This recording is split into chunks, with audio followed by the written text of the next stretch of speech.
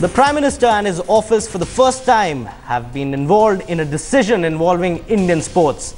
The contingent for the Asian Games has been cut drastically. Why was this decision taken? Who are the people against it? Here is an inside report. The contingent of the Asian Games in Incheon has been cut to size. A jumbo 944-member contingent was proposed by the Indian Olympic Association, which has now been pruned to 679 after the guidelines issued by the Prime Minister's office. 662 athletes and 282 coaches or officials were initially proposed by the IOA, but it hit a wall with the Sports Ministry wanting it cut by nearly a third. The new 679-member contingent includes 516 athletes and 163 officials. The contingent will take part in 28 disciplines. 7 disciplines have been axed: rugby, 10-pin bowling, fencing, triathlon, modern pentathlon, beach volleyball and soft tennis. This is the first time that the Indian government has been involved in such a process. What comment we can say once the Prime Minister PMO has done something? So we have no comment, but I will say that rather we should send all the persons to whom IU has recommended. It's better than in the interest of the sports. We should give the exposure to the other people also who has been left out. India had sent 609 athletes in a 933-member delegation to the previous Asian Games in Guangzhou, in China 4 years ago.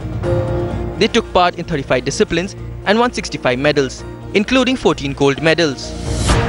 While issuing the guidelines, PMO said that the criteria for selection should be finalized at least 6 months or a year before. The government has also decided to not allow anybody in no cost to government category for major events, which means that officials on junkets will now not be allowed to travel with the contingent. The prestige of the country is involved. China and Japan put together are not sending this many athletes.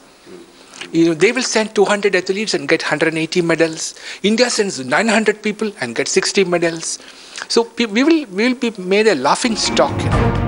And it is quite a possibility that this decision was taken after the drama that took place in Glasgow during the Commonwealth Games involving IOA officials.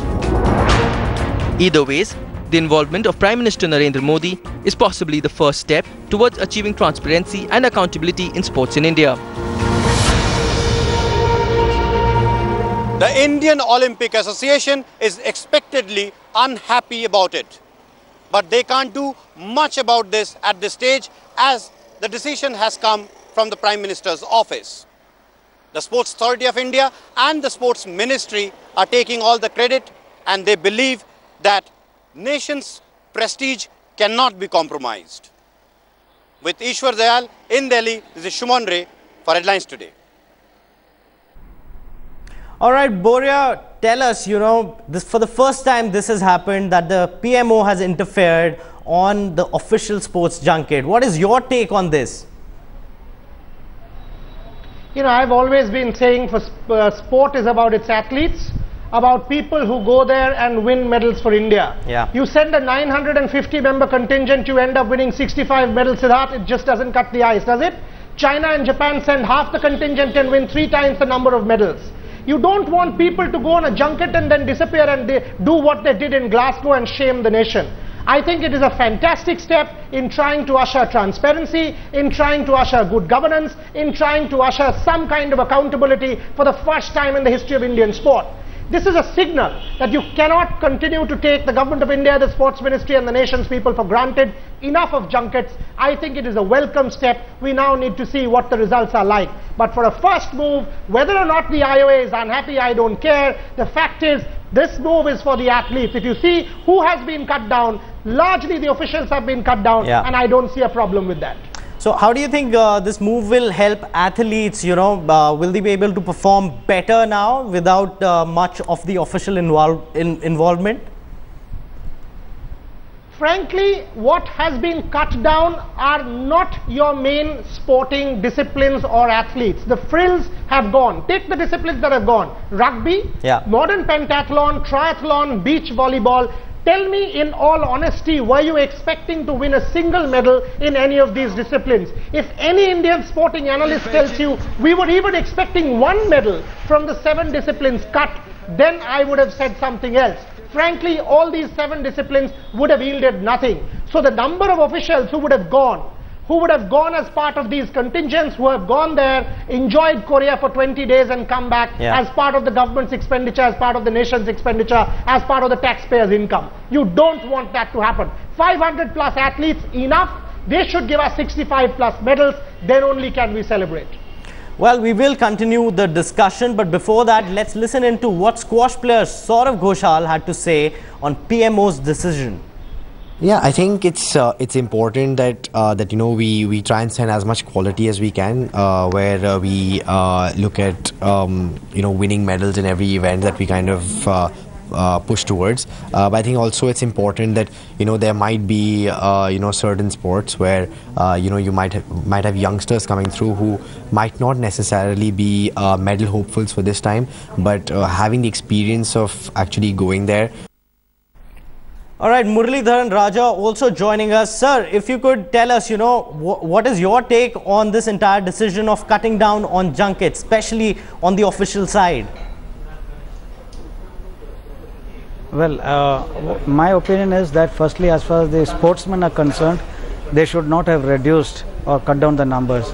Officials may be okay, but as far as the players are concerned, whether it is fencing, sepak takraw, handball, football, they're getting an opportunity to participate. If you remember 1998 Asian Games, Dinko Singh was not cleared by the ministry, and he was sent with after great difficulty by the federation. He went and came back with a gold medal. That is one incident. Other than that, unless the people are giving an opportunity and exposure, in any case, the names had been submitted by the Indian Olympic Association. Although the government had requested for the names 90 days in advance, and I think IOA had submitted the name to SAI only on 21st August, it could have been a technical reason. But having submitted the names, I think the teams should be permitted to participate. How do you expect the players to learn as to what are the other techniques around the world and get good exposures unless they get an opportunity? Well, shifting our focus to boxing now, the Indian boxing will conduct a fresh election on 11 September. And if reports are to be believed, Sandeep Japodia is likely to be elected unopposed as the president of the Boxing Federation. Indian Boxing Federation was suspended by the International Boxing Federation in December 2012 on charges of a possible manipulation in the elections. This time around, IBA has already instructed the IOA to stay away from the elections and not interfere with the proceedings. And after the elections are conducted, the observer will submit his report to the IBA, and only after analyzing all the areas, the World Federation will decide on whether Boxing India will be given permanent recognition or not. But before we discuss more on India's boxing chances and the elections, let's take a look at what to expect from Indian boxers at the Incheon Games. Team India has a hard act to follow in the upcoming boxing competition at the Asian Games. At Guangzhou, the Indian boxing team bagged 9 medals. These included 2 golds. This time the team will be aiming for no less. India is sending 13 boxers to take on the might of Asia, and leading the pack will be the jewel in India's crown, MC Marikom. An Olympic bronze medalist, an Asian Games bronze medalist, 5-time world champion, she will be competing in the 51 kilograms category. Besides Mary, there will be Sarita Devi in the 60 kilograms and Pooja Rani in the 75 kilograms categories. Along with the 3 women, there will be 10 men in Incheon carrying the hopes of our nation. Starting with Devendra Singh, Gaurav Viduri, Shiva Thapa, Akhil Kumar, Manoj Kumar, Mandeep Jangra, Vikas Krishan, Kuldeep Singh, Amritpreet Singh and Satish Kumar. All very promising and talented boxers. But the weight of expectations will clearly be on Vikas Krishan, who won the gold in the last edition in the 60 kilograms category, becoming the youngest boxer ever to win a gold in the Asian Games at the age of just 18. This time though, he is participating in the 75 kilogram category. आपको पता है Asian game का बहुत बड़ा level का competition Asian games के अंदर Kazakh, Uzbek, Turkmenistan, Thailand, Korea ये सभी देश आते हैं और अभी तो इंडिया भी इसमें आने लग गया और मतलब पहले हम इन देशों से डरते थे, अभी हमसे डरते हैं। India will also hope for a good show from Devendra Singh and Shiva Thapa in the lightweight category and from Manoj Kumar and Akhil Kumar in the light middleweight categories. भाई मेरे खेलने का अंदाज ही बता देता है कि मैं जीतने के लिए खेलता हूँ और रिजल्ट कुछ भी हो मेरी कोशिश ये रहेगी कि मेरा प्रदर्शन अच्छा रहेगा. Well, preparation is very fine so far. We are very near to the competition now, and we are all geared up. So we have been. The training camp has been, tremendously good. Our chief coach J. Sandhu sir and the entire coaches, the staff, everyone is doing a perfect. The team though is missing perhaps its biggest face, Vijender Singh. The man who started it all with his Olympics bronze medal in 2008. Vijender won the second gold for boxing in 2010, but will be sorely missed this time. With Shumon Ray in Patiala, Sports Bureau headlines today. All right, Brigadier Raja, you joined by us. Let me go to you first with this question. Finally, a hope of recognition for the Indian Boxing Association with the elections coming up tomorrow. What is your take on this? I think the mood here is very buoyant. Everybody is extremely thrilled that finally after 2 years, situations is going to become clear. All the units are here and they're quite hopeful that everything will go smoothly and we'll have a new federation in place tomorrow. And I think all in all, it's going to be a fair and free, fair and impartial elections. Hopefully everything will be good and India would be able to be back into the IBA and the Olympic fold very soon.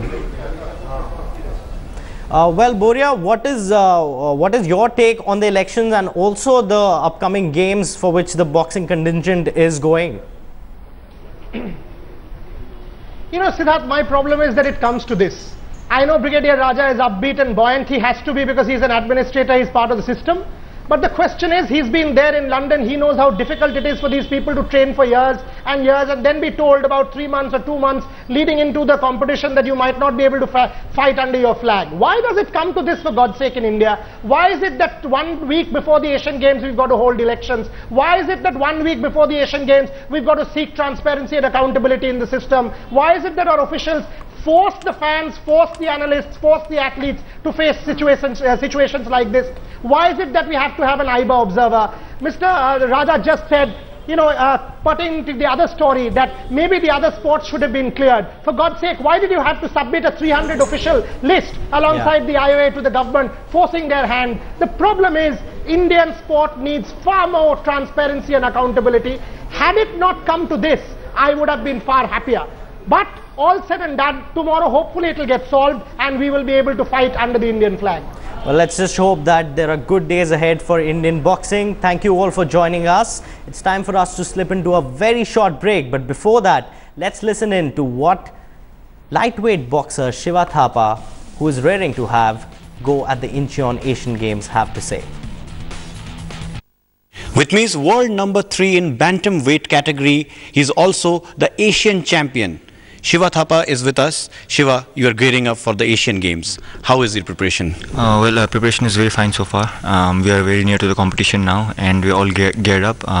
So we have been. The training camp has been, tremendously good. Our chief coach J. Sandhu sir and the entire coaches, the staff, everyone is doing a perfect job. Tell us something about your training. How do you train? How do you gear up? What are the things that you do here? We do a lot of things in boxing, especially in our training. We do fights, we do gym trainings, we do running, we do everything out there. So there are a lot of stuff. Yeah. You are Asian champion also, and also the fact that you are world number 3 now. You're the highest ranking Indian at present in boxing. So that puts some kind of pressure for you? Well, definitely it's good sometimes, when you get a little pressure, because with pressure it comes responsibilities, and you are very serious about it. So I'm very serious when responsibility comes towards me. So I'm serious this time and ready for the games. Yeah. In Commonwealth Games also, you fought well, but you missed a medal. You were a top favorite. When we went to Commonwealth Games, Shiva Thapa was one of the big names. Now Asian Games is there, so want to compensate that? Definitely, I want to come back. I want to come back again and come back with some good stuff, and really looking forward for it. Yeah. Also the fact that India would be competing without Indian flag. Does that, had it in India competed with Indian flag, it would have been good? Yeah, definitely it would have been good, if India would have competed with the flag. But no matter what, we are always representing our country, and this time even the same thing's going to happen. We have to do our best and make India proud by bringing more medals. Yeah. In Asian Games, how many medals can be expected? Well, the medals, how many medals I won't be give you the surety, but I'll make sure that we win more medals this time than the last time. Yeah, absolutely. And a gold medal from you. Thank you so much. Yes, of course.